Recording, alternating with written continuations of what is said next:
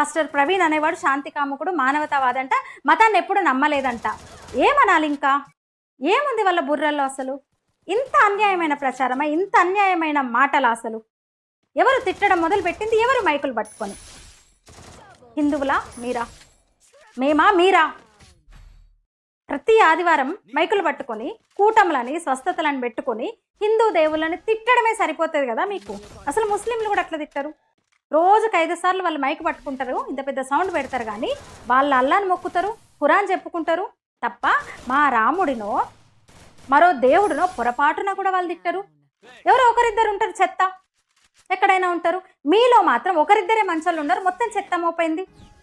నేను ఎప్పుడు అంత అబ్జర్వ్ చేయలేదు. నిన్న ఇవాళ చూస్తుంటే ఏం మాటలు అవి పాస్టర్లు అని చెప్పుకుంటూ ఒక మతబోధకుల స్థాయిలో ఉండి మీరు బోధించేది అదా? బైబిల్ పఠనం కన్నా కూడా హిందువులనే తిట్టడం సరిపోతుంది కదా మీకు. రాముణ్ణి మీరు